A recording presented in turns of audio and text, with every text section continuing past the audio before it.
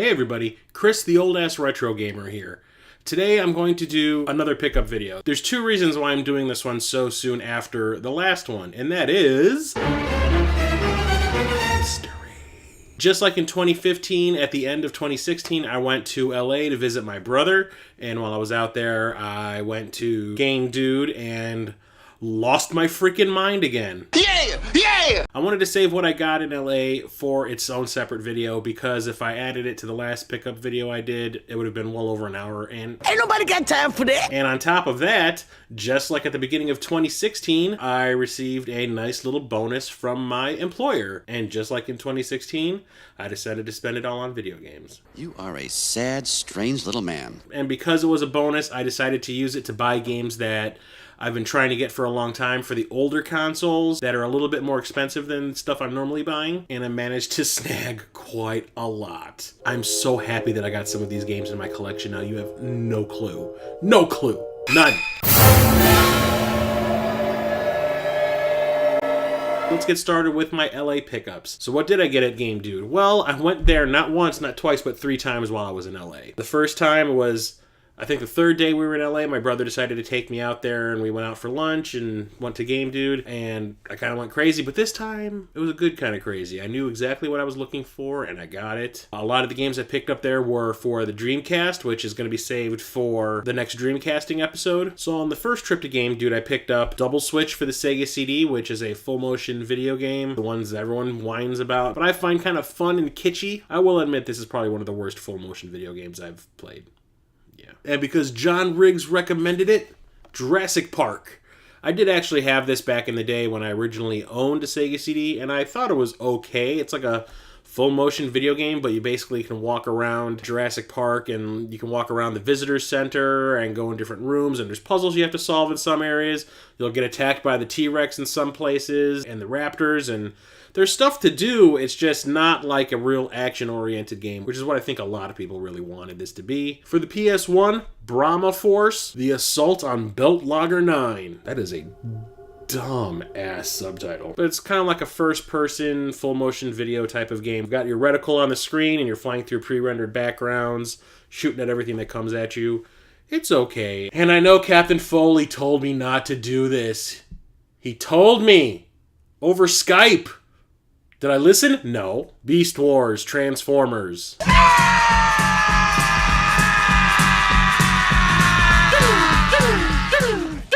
I don't think I ever actually played that Beast Wars game. I would recommend not. Jesus. I'm sorry, Captain Foley. I should have taken your word for it. This game is doo-doo. For the PlayStation 2, Scorpion King, Rise of the Acadian. For the Xbox, RoboCop. I had to have it because it is a first-person shooter where you get to play as RoboCop. You get to shoot people in the dick. Silent Scope complete. All 3 Silent Scope arcade games on one disc. You can play it with your controller, which is the way I'm going to have to play it because I do not have a CRT to play this on, because there was a gun developed specifically for this game called the Silent Scope Light Rifle, which I do not have and probably will never have. If you're into Silent Scope and you want the authentic experience, go buy that peripheral. I'm just going to use my Duke. The controller, not my doo-doo. Where did that come from? Hey, don't judge me. Superman Returns. I like Superman as a character, so I want to get the games that he stars in, even if they are crap, and I hear this one ain't too hot, but as far as Superman games go, it can't be any worse than...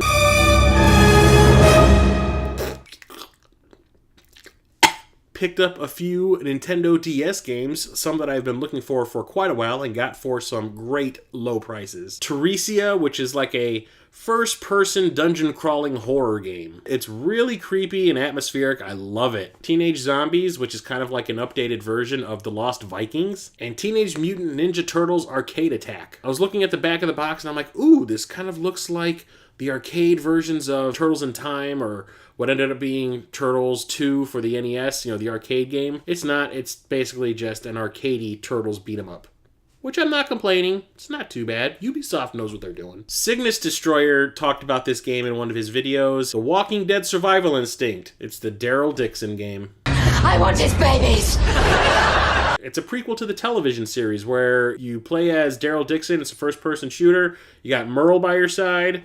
I don't like the TV show, so I was surprised I even wanted this, but when I heard that it was actually kind of hard to find, I said, probably should pick it up for the collection and license games. It's actually not as bad as everyone makes it out to be. I think everyone was expecting it to be this epically awesome thing, and it's an average first-person shooter. Finally got a copy of Quantum Break for the Xbox One. It's the newest game by Remedy, who developed the Max Payne games and Alan Wake. It's like a cover-based action shooter, kind of like Gears of War, but you have the ability to manipulate time, which is kind of awesome. And through the game, you can download these live-action intermissions that will play between levels that are kind of awesome, well-made, well-acted. It's a lot of fun. And, I mean, on top of the gameplay, you've got, like, basically a television show to go along with it. It's a great package, and I highly recommend it. And even though I had pre-ordered this for the PS4, I found it at Game Dude, brand new, still wrapped, for a very good price for the Vita. Shantae Half Genie Hero, Risky Beats Edition. In the last pickup video, I showed off the PS4 version, and I really didn't have any intention of buying this for the Vita, but I had downloaded the original Game Boy Color game to my 3DS, and I thought it was a lot of fun, so I said, it'd be cool to recreate that by playing the newest version on another handheld system. So I said, what the hell, get it. It was only like $20. So that was what I picked up on the first trip to Game Dude. A couple days later, I told my brother I wanted to go back there because there was stuff that I saw that I just didn't think to pick up. I was kind of like, yeah, I really want that, but this is more important to me.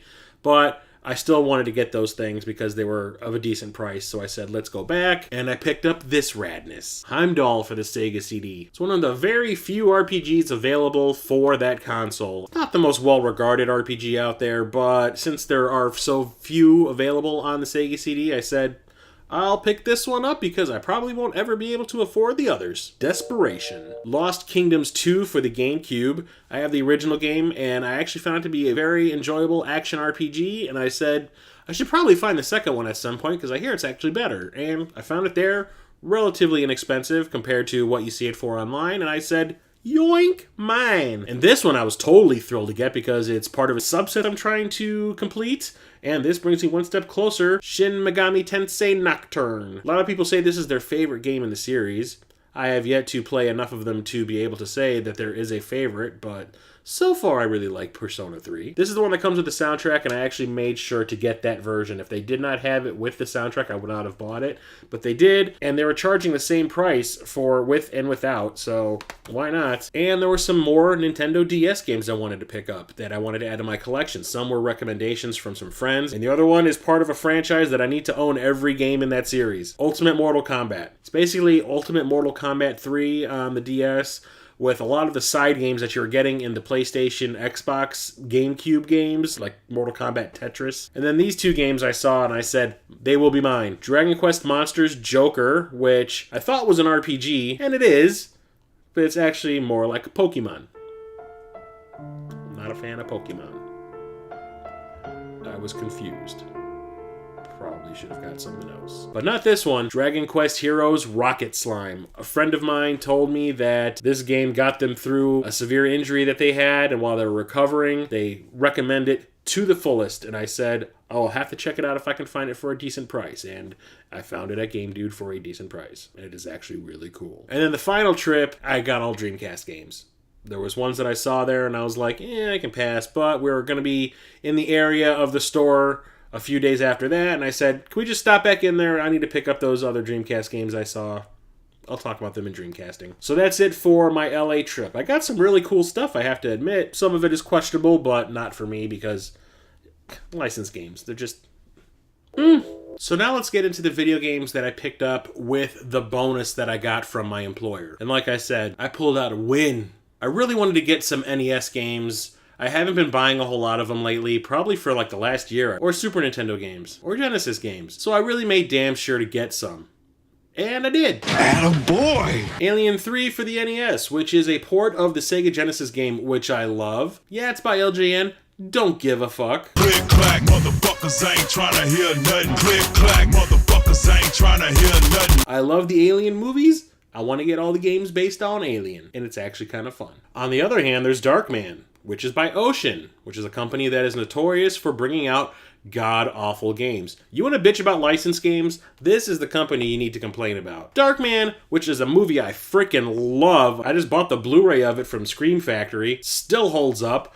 The game, wow, I was at least expecting it to be entertaining. I never played this back in the day, so when I popped this in for the first time a couple of weeks ago, disappointment. The mechanics of the game are pretty solid. It's an action platformer, but the problem this game has is the control. Your character feels like he's constantly walking on a slip and slide. You can't do precise jumps, you can't really do any platforming, which is what this game is. So, I made a mistake. I'm learning to live with a lot of things. The Hunt for Red October. I never played this game back in the day either, but I found out that it is essentially an underwater shmup. You play as the Red October, and you are shooting the crap out of everything that's in your way. Rad. Platoon. So I was having a conversation with somebody who saw the picture I posted of this on Instagram, saying, out of all the movies Sunsoft could have chosen to develop into a game that came out in the 80s, Platoon, one of the hardest R-rated movies out there, super gory, super violent, super profane, super disturbing in parts. Yeah, let's turn it into a game for the kids. Now hold up, man! Not the greatest game ever, but I have nostalgic feelings for it because I had this back in the day. And it was one of those games that I just kept coming back to for some reason. I wanted to beat it because it was kind of like rite of passage. I'm a little kid playing a game based on a movie I wasn't allowed to see at the time. It's cool, but man, is it hard. Here's another movie that had no business being turned into a game for kids to play. Rambo. This was actually one of the first video games I had for the NES. We had Contra, and we had Rambo. And this was during that time when Rambo had turned into like a kid-friendly franchise. There was that Rambo cartoon that was being broadcast at the same time this was out, I do believe. The honor-bound protector of the innocent.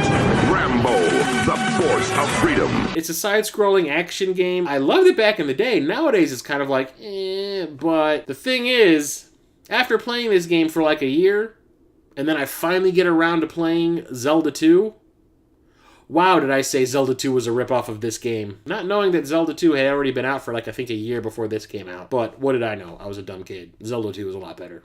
A lot better. Journey to Silius, which started off as a Terminator game that Sunsoft was developing. Then they lost the license and turned it into this. You can still see the Terminator influence in certain areas of the game, but it is supremely freaking hard. It is a side-scrolling action shooter, kind of like Contra. Awesome graphics, awesome music. The gameplay is pretty cool, and it's just, if it wasn't so damn difficult, this might get talked about a little more often. Kabuki Quantum Fighter. Another game I never played back in the day, but I hear everybody talking about online how much of an underrated NES gem this is. But this game's main claim to fame, you basically headbutt your enemies to death. That is the most metal thing I ever heard in my whole life. It doesn't hurt that the music is great, and the animation of the character is actually pretty cool. And the gameplay is tight, and it's fun. But this one, I have been trying to get my hands on for so long. You have no idea. I remember I had this game in my hand back in the day at a Funko Land, and I was like, ooh, I should probably buy this. It looks so cool, but I think I'm going to go with whatever other game it was that I ended up buying. And I regretted it ever since, because now this game is kind of pricey, but I said, that's not going to stop me. Gotta fulfill my childhood dreams. Attaboy! Vice Project Doom. It is such an awesome game, which is like a mishmash of all these different genres. You have your side-scrolling, platforming action game that's kind of like Contra or Power Blade, mixed with these driving levels like Spy Hunter. And then on top of that, you have like these Operation Wolf-style shooting levels, which I do believe you can either use a controller or a light gun to play. It's like a weird, crazy, kooky James Bond game that has lots of Japanese influence in it, and it is a lot of fun. There's a reason why people talk about this game nonstop. So that's it for the NES, and then I decided to go, hey, let's get some Genesis games too. Phantasy Star 4, which finally completes the Genesis set for me. Now I just need to get the Sega Master System original game. But Phantasy Star 4 is the finale of the series. It actually brings a lot of the storylines from all of the Phantasy Star games to a close, satisfactorily from what I understand. I haven't beaten it yet. I want to play through all 4 of these games in a row, so I have to get the Master System game in order to start playing these games. I did play these games back in the day, but I really didn't care about continuity and the main story. I just wanted to play an RPG. But I want to experience them the way they were supposed to be. One continuous playthrough. It's going to take some time, but it's going to happen. Dungeons & Dragons Warriors of the Eternal Sun one, which is an old school RPG that reminds me of Ultima. Golden Axe 2, never played the second game in the series. But if you played the original, this is more of the same, just a little bit more polished. This one. What?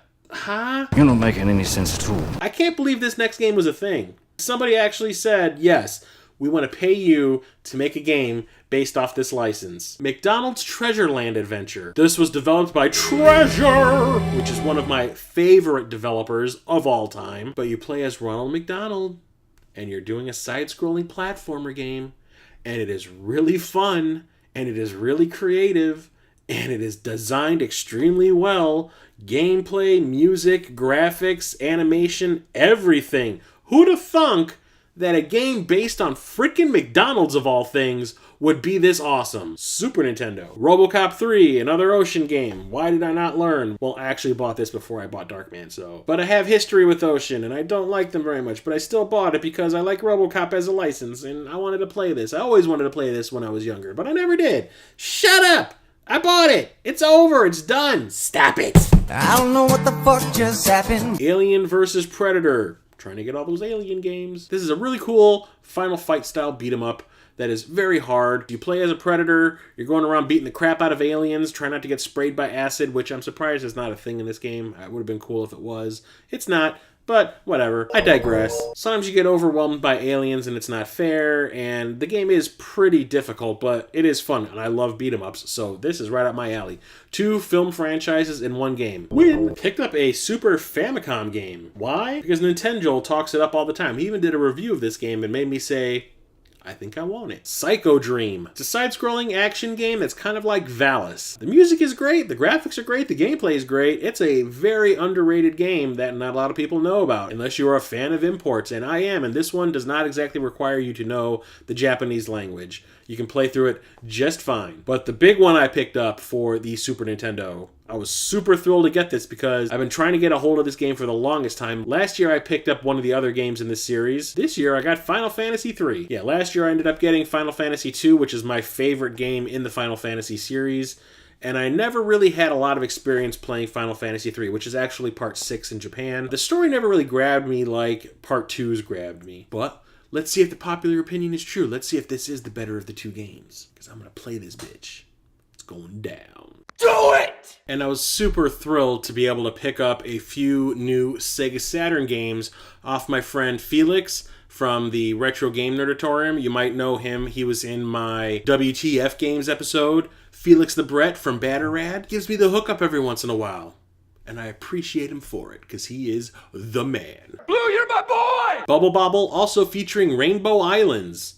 I'm a big fan of Bubble Bobble. I love the old arcade game / Nintendo game. Never played the sequel, but we all know it's super frickin' expensive, and that's probably never going to be a part of my collection, but I'm okay with it. But the one I really wanted to play that is on this game is the Rainbow Islands. I have never played that game in my life, and it is also a pretty expensive NES game, but I got it on the Saturn, which means better graphics, better music, better everything, closer to what the arcade game was. Yay! Now that's fucked up. Pandemonium, which is also available on the PlayStation 1. It's a 3D platformer where your character basically stays in place in the middle of the screen, and the environment kind of rotates around you, which is kind of cool. Klonoa is probably the closest game to how this game works. A lot of fun, and it was so popular, it got a sequel. Dark Legend, which is a fighting game. 12 Chinese fighters to play as, beat the crap out of each other. It's okay. But the one I was the most excited to get off of Felix is one that I've been trying to get for a long time. Nintendo talked about it in one of his pickup videos a while ago, and I always kind of passed it up because of who released the game, and I was like, yeah, that company's kind of... But once I heard him describe what the game is like, I said, I think I need it. Galactic Attack. It's a vertically scrolling shmup of the highest order. Oh my god, this game is fantastic. I think this might be part of like that Layer Section series or something. I know it's part of a series, they just changed the name. Man, you want an awesome shmup? This is the one you want. So much fun. The music is great, the gameplay is great, it's tough. It's challenging, just like every good shmup should be. It's probably one of my favorite games on the Saturn right now. So I bought a game for the Game Boy Color that I would never have considered buying in a million years, like ever. And the only reason I did was because Radical Reggie was talking about it in one of his videos, And it wasn't so much the license that this thing is based on, it's the developer that made me interested in it. Sabrina the Animated Series, Zapped. I bet you're saying, Chris, what the hell? Like I said, normally I would never give this game the time of day, but it was developed by WayForward, the people who made Shantae.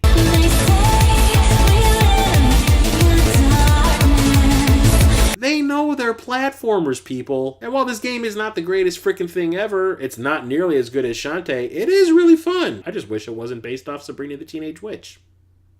We can't have everything we want now, can we? For the Game Boy Advance, Backtrack. Why is it in the Star Trek font? I don't know. Very curious. But I got it brand spanking new. It is still wrapped for $5. Directly from Telegames. They have a store on Amazon. Get it while you can. It's a first-person shooter on the Game Boy Advance. Haven't played it yet. Obviously, it's still wrapped. But all I know is one of the weapons you have in this game is a can of aerosol spray that you turn into a flamethrower. Maybe I'll do a review on it in the future. Picked up some new PS1 games. Nothing too crazy, special, awesome, but these are some games I just wanted to have in the collection. Tenchu 2, Birth of the Stealth Assassins. Rogue Trip, Vacation 2012. I had this game back in the day.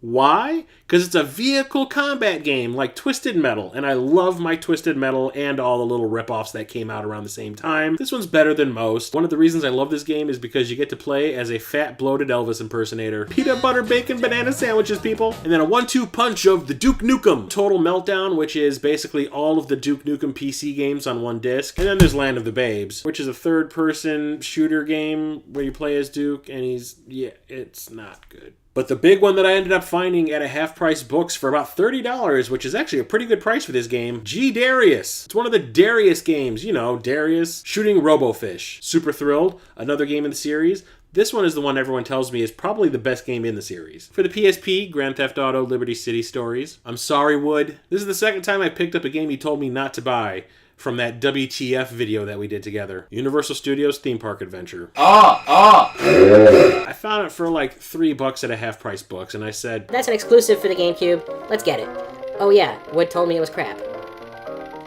Yeah, I should have listened to you because this game is unplayable. For the PS2, I picked up Ridge Racer 5 for like $1. For the Wii, Excite Truck, which is actually like the sequel to Excite Bike. And there was another sequel after this called Excite Bots, which I also own. But everyone tells me this game is so freaking rad, and I never had a chance to play it until now. And you know what?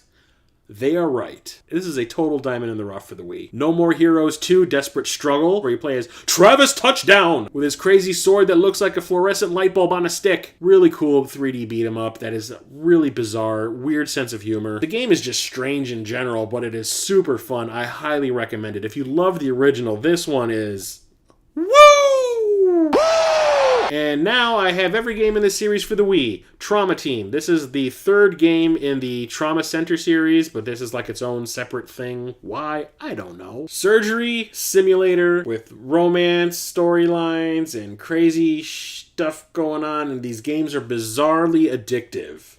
Don't ask me why. Why someone thought a game where you're doing surgeries on people would be a good idea, but they were brilliant, and they were right.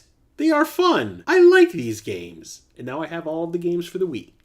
Yay! So when I bought those Saturn games from Felix from Battarat, he also suggested I buy this Xbox 360 game from him. It's an import. When I was telling him how much I wanted Galactic Attack, that I've been looking forward to playing that for a long time, he said, you'll probably like this one too. It's a cave shooter, and I'm going to have to read this one off my phone because I don't read Japanese, and the name is strangely complicated. Mushi Hime Sama Futari version 1.5. Just rolls off the tongue. Super fun, super frantic, super crazy, super awesome music, super graphics, super control, super everything. So I went to a GameStop with some friends just to see what they had, and I really caught them slipping. I picked up Lord of Magna Made in Heaven, the limited edition for the 3DS. Brand new, still wrapped, but I got it for the used price because they screwed up. So a game that goes for like $40, I got for like 15. It's like a strategy RPG. It's okay. Got some Wii U games also. Book of Unwritten Tales 2. From what it sounds like, this game is actually kind of hard to find. I don't know why. I think it was Sheldon from Retro Games Vinyl and Beer that said this game is kind of at least uncommon. I got this brand new off of Amazon for $5. Doesn't sound too uncommon to me. But Game & Wario was something I never see on shelves anywhere. Not brand new, not used, not anything. Found this at the same GameStop when I found Lord of Magna. It's a bunch of crazy mini games. Good party game. I like it. Got one measly PlayStation Vita game, Shiren the Wanderer, The Tower of Fortune, and The Dice of Fate. This is a sequel to a game that came out on the Wii, which I also own. RPG. Haven't played it yet as it's still brand new, but I got it for about $10 on Amazon. Wasn't going to pass that up. Getting into the PlayStation 4, which is the last console I bought anything for with this bonus check. I've been looking to pick up a copy of Mirror's Edge Catalyst for a long time. I love the original game. Awesome first-person game where you're doing parkour. Sequel came out. I was going to buy it. Just didn't happen. Kept on forgetting about it. So I find it at GameStop. And when I bought Game & Wario and Lord of Magna, turns out I had a coupon for buy 2 used games, get 1 free. And this was the cheapest of the 3. Got it for free. Also picked up Exist Archive, which is an RPG. And then a couple days later, after getting those games at GameStop, I realized I still had another buy 2 used, get 1 free coupon. And I used it to pick up Shadow Warrior, which is a first-person shooter where you not only get to use a gun, but you also get to use a sword. Based off of an old PC game. This got completely remastered, and I do believe this was so popular, there is a sequel coming out. Deception 4 Nightmare Princess, which is a port of the PS3 version of Deception 4 with all of the DLC mixed into it. I love Deception, Tecmo's Deception, Deception 2. I still haven't played the third one in the series because I can't find it anywhere. But Deception 2 is one of my favorite games for the PS1, so I was not going to pass this up. And Resident Evil Revelations 2. Haven't played this yet because I still haven't beaten the first game, but once I do, boink, this is going in my PS4. But the big game I got for the PS4, I ended up having to order this from overseas, from the UK, because this was never released physically in the United States. Slain Back from Hell Signature Edition. Slain was a retro-style side-scrolling beat-em-up. It sounded really awesome to me, so I had to have it. But the thing that this game is really known for is the music, which was composed by the guitarist from Celtic Frost. All the environments look like they came straight out of an old 80s hair metal album cover. So this game is, quote-unquote, metal as fuck. Can't wait to pop this in and give it a shot. Sounds like so much fun. And it's region-free, so... And that's it for the games I picked up with my bonus check. And as you can see, I really stretched that check out. I made that check my bitch. Oh! Super happy I managed to get a lot of games that I've been looking forward to buying for a long time and just did not have the money to do so. So getting that bonus check was all the excuse I needed to make it happen. So thanks for watching. Give the video a thumbs up if you liked it, and please share the link on the social media sites. Which of these games do you own? Which of these games do you not own? Which of these games do you want to own? Which games do I still need to own? Let me know in that comment section below. Do it! And click that subscribe button. So until next time, I'm Chris the Old Ass Retro Gamer signing off.